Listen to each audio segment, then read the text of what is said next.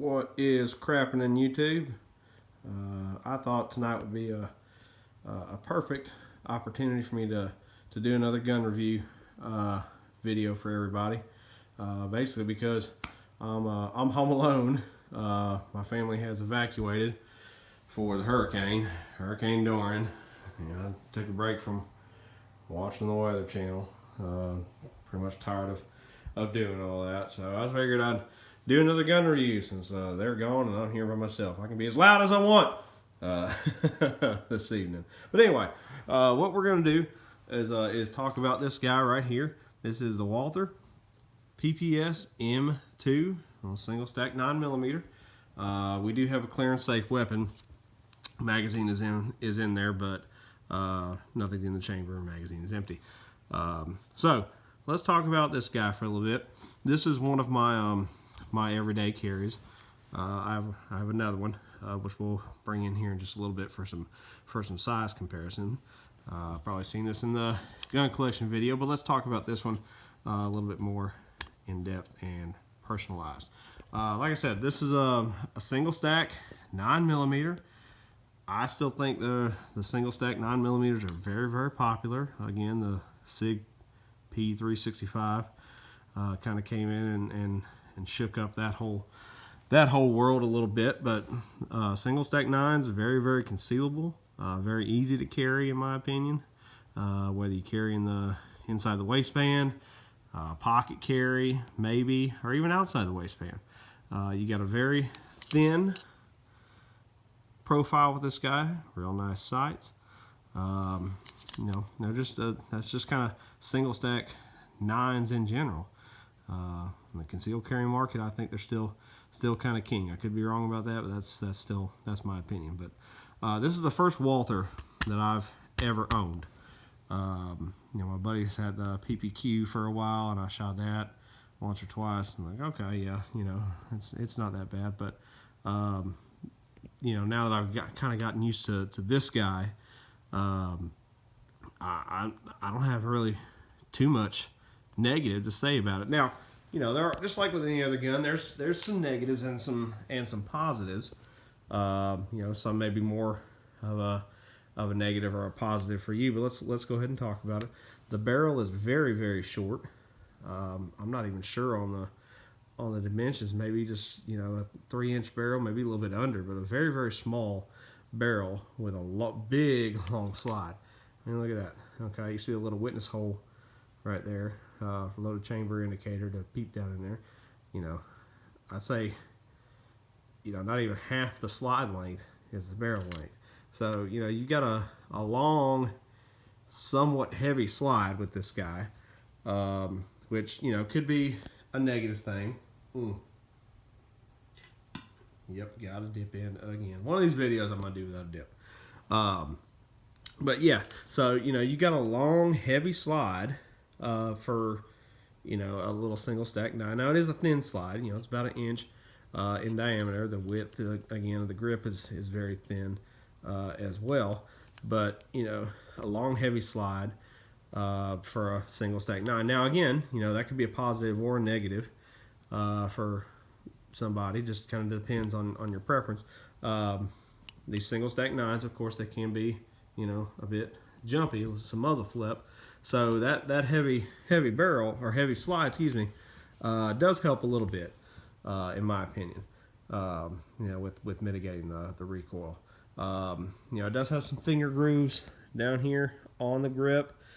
I'm not too picky with finger grooves.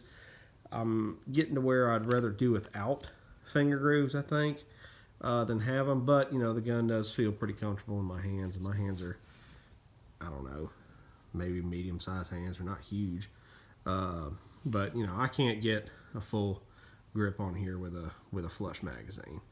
But this is usually how I shoot anyway. I kind of just wrap that guy underneath, or wrap him around my other hand. It's totally fine.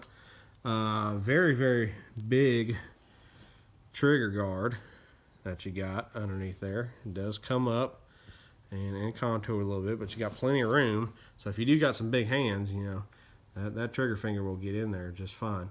You got kind of a Glock style trigger blade safety in there.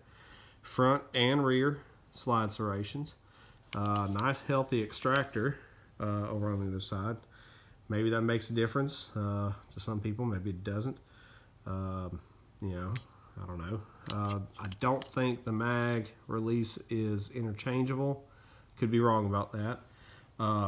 You know, very slim profile as well as the frame goes with the, you know, slide stop and the takedown levers. Not a whole lot of things get hung up on, so you know that kind of helps or proves the slim profile right there. A little bit of contouring on the slide, as you can see. It's kind of beveled a little bit. You know, maybe not up by the breech or anything like that. But you know, you do have some rounding on the slide, so it's not so blocky or glocky, whichever you prefer. And then the sights, real nice sights, real nice, bold 3-dot sights. This one did not come with night sights. I think there is a law enforcement edition that does come with night sights, but this is a second generation PPS M2. You know, I'm not going to get into the comparisons between the first generation and this one.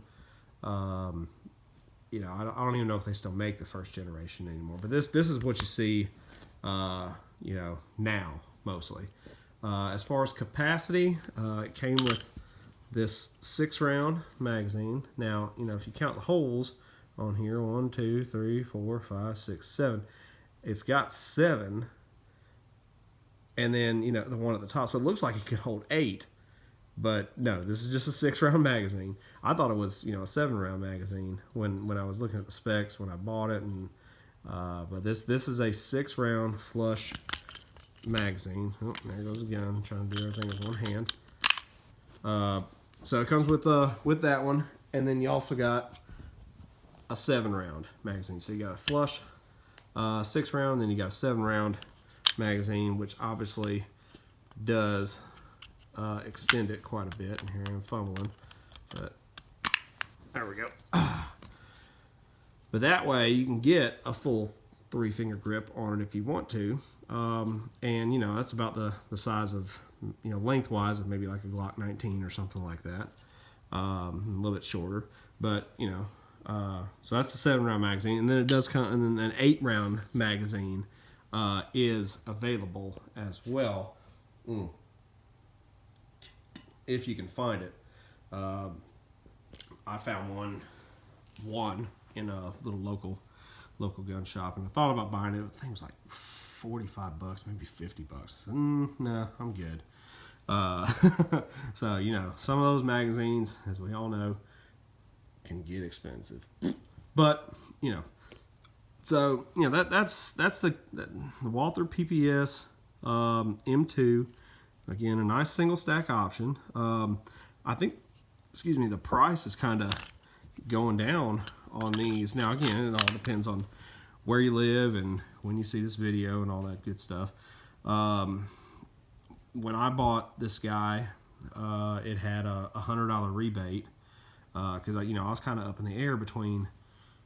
Well, actually, I wasn't really up in the air. I was kind of set on going in and getting the XDS Springfield 9mm, and you know, I think I settled on this guy because of that rebate, and because, you know, I shot my buddy's Walther before, and you know, Walther makes good guns. You know, it's a reputable company, been around a long time. Everybody knows the PPQ, and you know,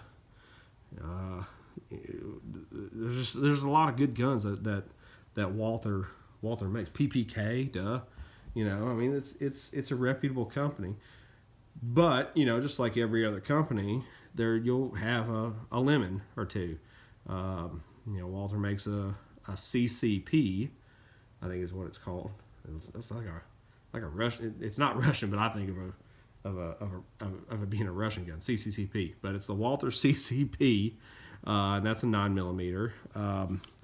It's a little bit like this. It's got a manual safety. I think it's got a magazine disconnect. It's a blowback instead of a lock breech. A little bit longer in the grip. You know, I mean, I think it's still I've never shot one, but I'd much rather have something like this, you know, that can just be a little bit more versatile. You know, it's not a blowback, striker fired, doesn't have a manual safety, magazine disconnect, all that stuff, and just get a little bit better of a pistol platform that I'm used to. But you know, I'm sure there's some people out there who just are not fans of Walther, just like who are not fans of other gun companies. And speaking of that, let's go ahead and bring in another gun from a different company as a frame of reference. Now, let's go ahead and compare those two right there. Now, that's a Glock 27, but, you know, in retrospect, so we're kind of apples to apples. Glock 27 is the same dimensions as a Glock 26. Now, you know, we're going to have a difference in width because one is a single stack and one is a double stack. Let's see if I can do this. That'd be kind of cool. Yeah, there we go. So there's kind of our comparison of width right there. Okay, obviously the Glock is going to be a lot thicker. Now, be more of a happier comparison to have maybe like a Glock 43 or, you know, 43X or something like that. But a lot of people know the size of the Glock 27, 26. So you can kind of see, you know, what you're getting with a single stack versus a double stack and a little bit like that, and just getting an overall comparison. Now, as far as length, you know, we're very, very similar. You know, about the same in the length, and the height is pretty close as well. That's kind of flushed up right there. So roughly, you know, they're about the same size gun. One's just thinner than the other one. So, you know, it's probably, you know, something that you want to carry inside the waistband, but at the same time, you know, I carry it in this DeSantis pocket holster in my pocket a lot, and it works just fine. You know, depends on the pocket that you have. If you have deep enough pockets, you know, if it's comfortable, you can get away with carrying you know, a gun this size, or even a gun this size. Sometimes I pocket carry that guy, you know, but you can get away with carrying inside in the pocket if you've got, you know, a nice holster and pockets that are good enough. So, you know, that's just another option out there in the wonderful world of guns and the competitive market that we have in this country, of choosing a firearm that works best for you and fits the needs that you want. So, you know, unfortunately, I'm not going to be able to break this guy down, but it's very, very similar to a Glock. You know, you got your takedown tabs right there. It's got a dual captured spring guide rod system, polymer guide rod. You know, it looks like a Glock on the inside. It really, really does. You know, I've got the Talon grips on there. I really like those Talon grips. The trigger is okay. You know, I mean, it surprises me when I shoot it. It really, really does. And this Glock is obviously empty as well. But, you know, let's go ahead and do a kind of trigger comparison. All right, and everybody knows a Glock. This is a Glock Gen 3 27. But, you know, you got your wall. Boom, there's your wall. And then it breaks. Okay, little bit of creep. Obviously, everybody knows a Glock trigger. But this one, I'll kind of try to do it as the same kind of pull consistency so you can kind of see. Okay, there's your wall. And it creeps a little bit more. See that? Let me do it again. My camera will focus. All right, there's your wall. And it, boom, it creeped a little bit. And then it creeps a little bit more. Creeping. And then it finally breaks. All right. So, you know, the trigger is different. It's a nice trigger. It's not a really heavy trigger or anything like that. Gosh, bet. It's not a bad trigger. Let's see if I can rack this thing with one hand. That'd be kind of cool. Look at that, I did it. But you know, it's not a bad trigger, but it just seems like it's would be a bad trigger. But I'm telling you, every time I shoot this gun, I'm very, very accurate with this gun. I don't know if it's the weight that I have in here with the slide or whatever the case may be. Let me see if I can demonstrate that again. Okay, so got my blade depressed. There's my wall, and you see it creeping a little bit. There you go. That was a good creep. Boom. Okay. Now you got your striker depressor in there. All right. It's hard to do with that hand. Let me try it with this hand. Do it from the front. There we go. All right. So there's your striker indicator. It does protrude a little bit like that. Boom, and then it drops. All right. So, you know, a little bit of a different system there, as opposed to, you know, Glock or something like that. But there we go. Whew. It's hard to do with one hand. I need my wife here to hold the camera. But, you know, for like I was saying before, you know, I'm pretty accurate with that trigger. I really am with the gun. I don't know if it just, I don't know what it is, but you know, it's an accurate gun. You know, take it for what it is. But anyway, so that's one of my everyday carries. I usually carry it in the pocket with that, like I said, with that DeSantis holster right there. You can get away with it. It can definitely be carried inside the waistband. Single stack 9, you know, it's still hard to beat, in my opinion. You know, 9mm is a great caliber, and for self-defense, you know, I always carry my backup mag with me. You know, my 7-rounder, so you know, 7+1 or 6+1 in the gun plus 7 more rounds. You got 14 rounds of 9mm ready to go. That's a nice defensive setup. So anyway, hope you guys enjoyed it. Let me know what you guys think about this gun. If you've shot it, held it, fired it, own it, whatever. You know, let me know what you guys think. I think it's still a great option out there. But I appreciate y'all watching. Subscribe if you haven't. Give me a thumbs up. And remember, every second counts.